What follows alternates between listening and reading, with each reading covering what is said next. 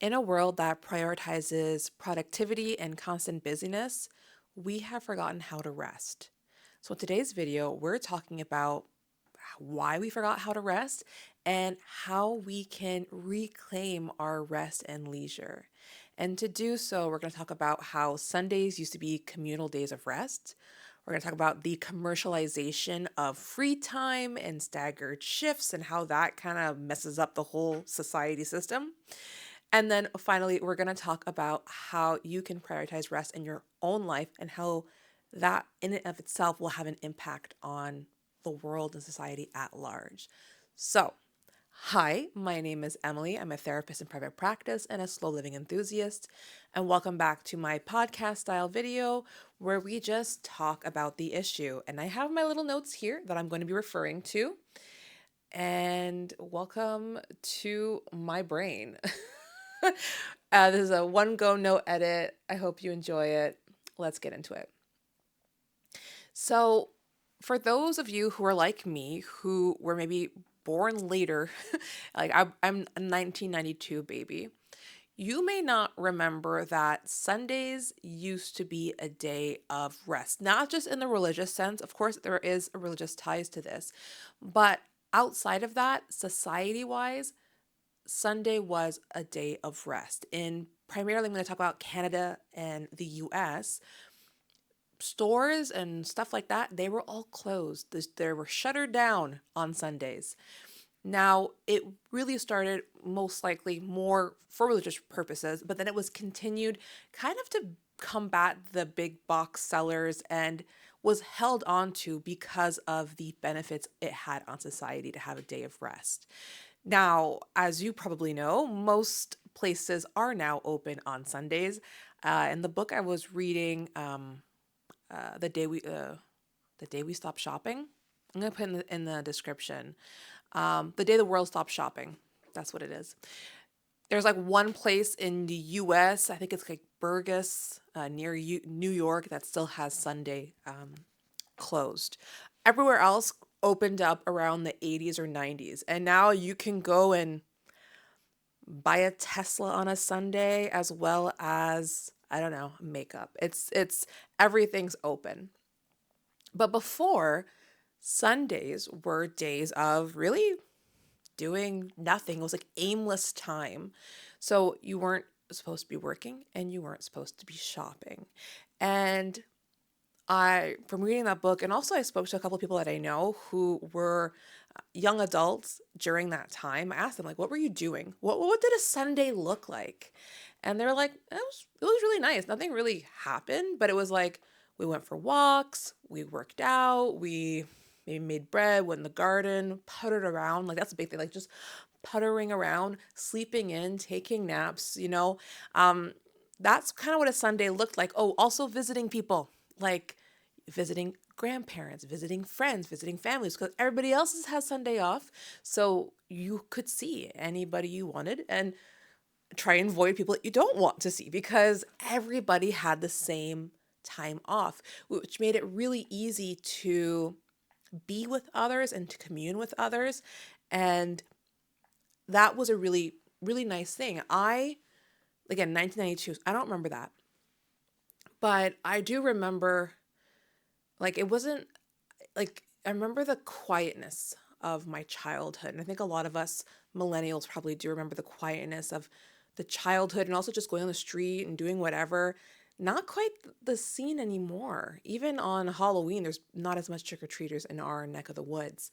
So things have changed, but time back then during Sundays was different. It was aimless time.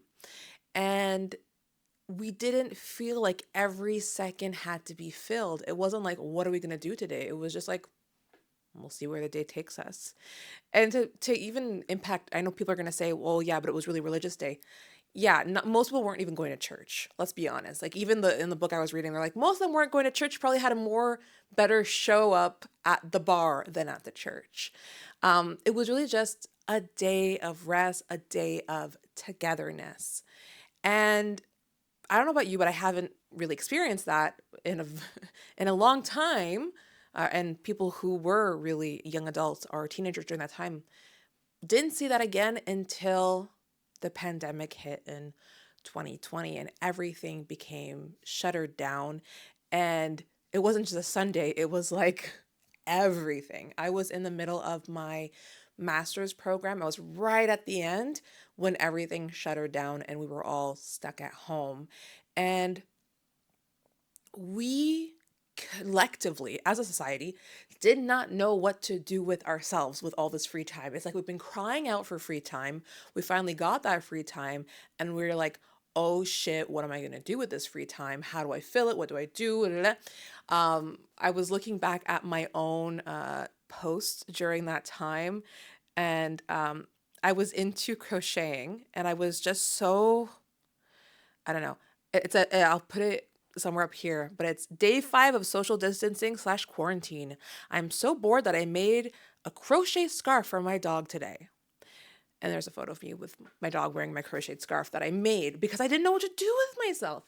And then what happened is that I'm not the only one who felt this way. A lot of people felt this way. And that's when a lot of things popped up of like improvement, right? Come out with the best body you've ever had, learn a new language, better yourself.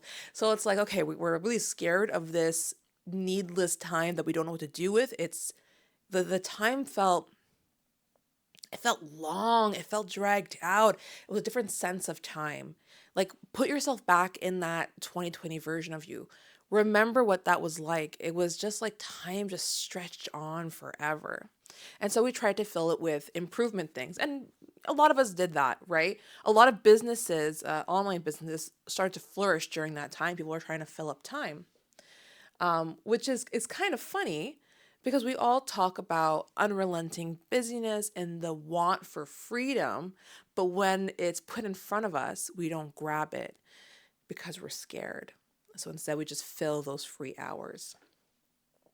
And that is totally normal. I want to say, like, I had the same experience. I was in my hustle culture days back then, but I had the same experience. And it's actually the reason why we started shopping on Sundays and why stores started being open on Sundays. The big reason why was that there were some people who found Sundays freaking boring. They didn't know what to do with themselves. But that only started when things became a lot more commercialized.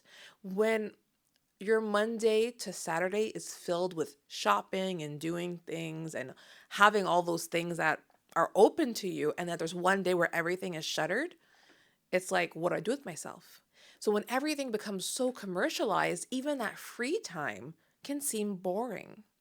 Because, and now especially, we have all this online stuff. We can purchase things online. And so they tried to fight it for a very long time. In the end, the majority of people who just wanted to be able to shop or do other things on the Sunday won, and Sundays became a shopping day.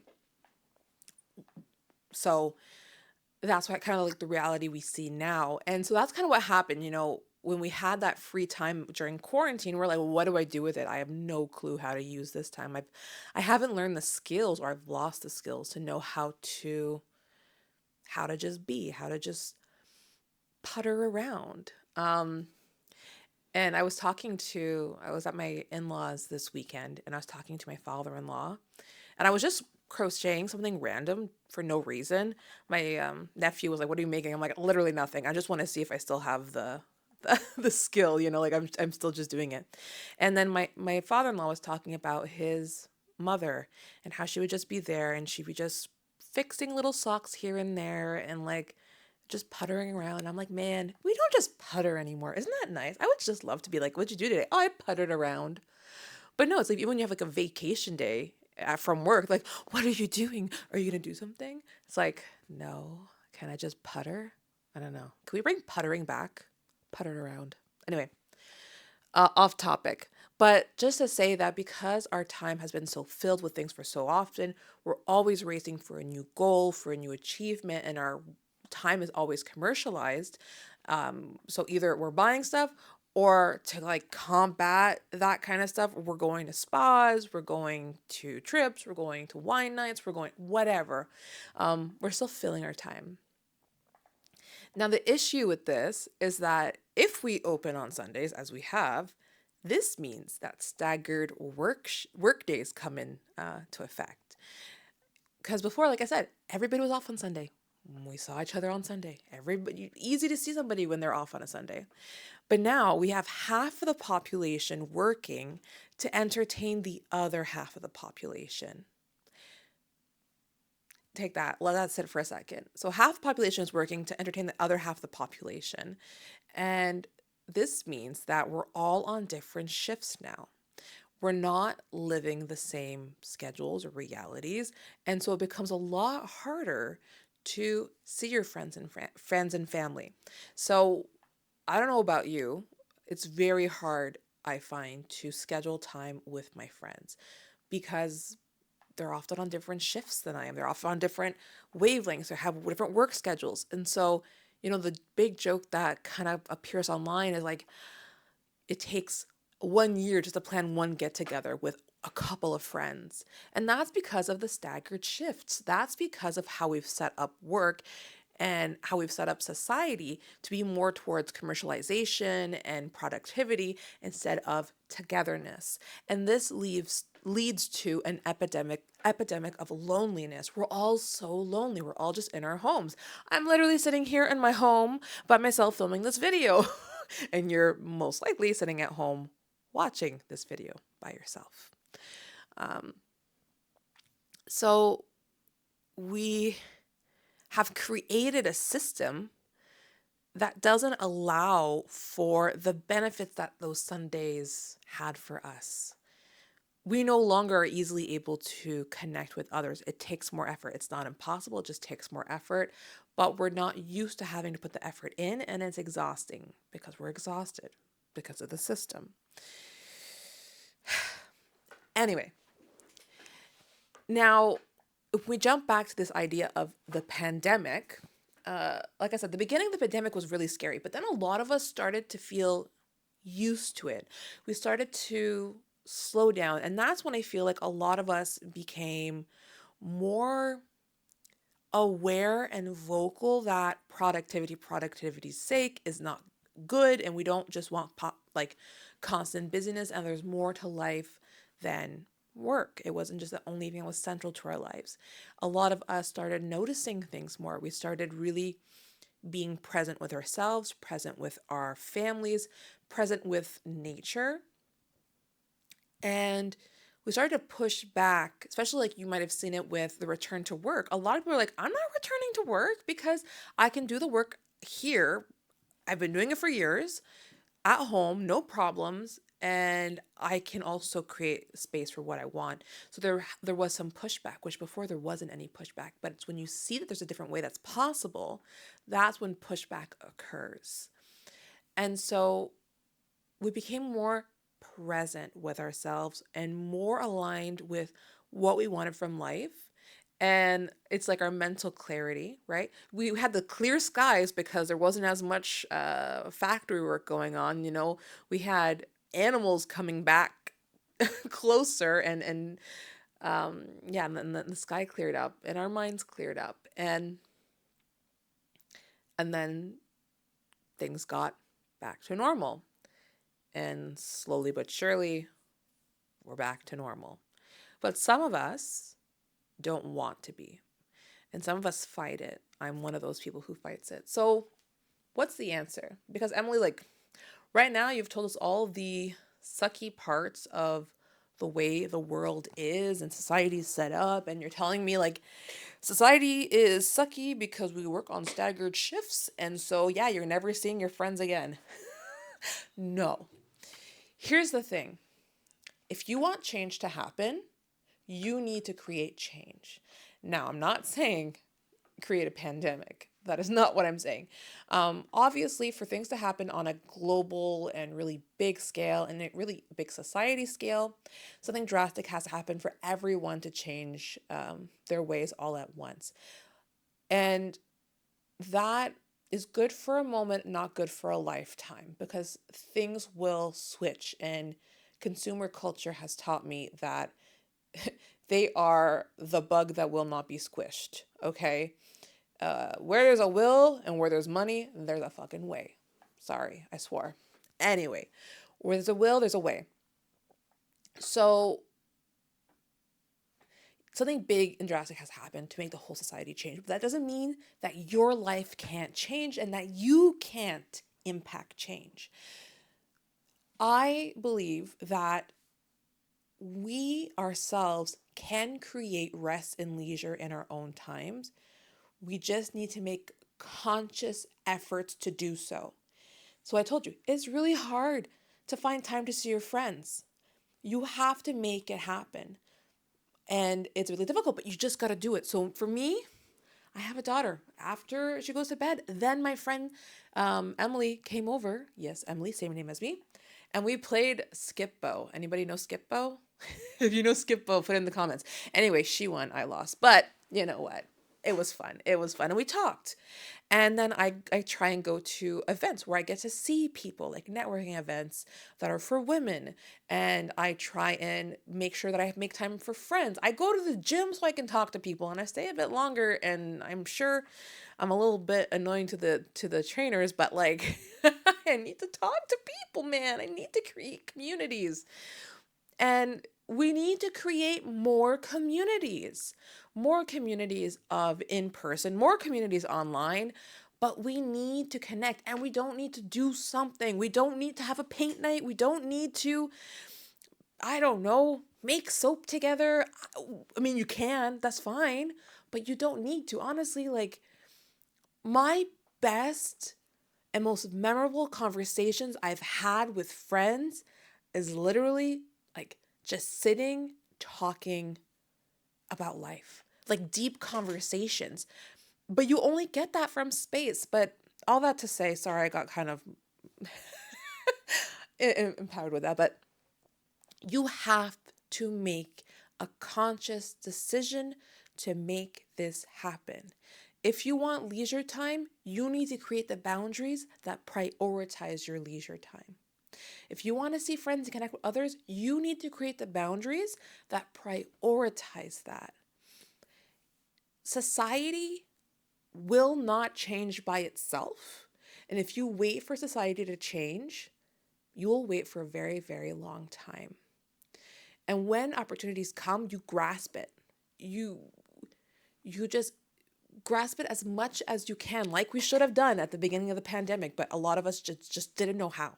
We didn't know how. And I was thinking about today that, just because things have been a certain way for so long does not mean that they have to stay that way forever. Your dream is someone else's reality. And I say this because a lot of my clients that I deal with, that I work with in terms of like therapy or mentorship, my clients tell me like they can't imagine a different life. They can't imagine a world in which they weren't anxious, in which they didn't have money scarcity, in which they weren't fearful that their job was going to fire them tomorrow. They can't imagine a world like that.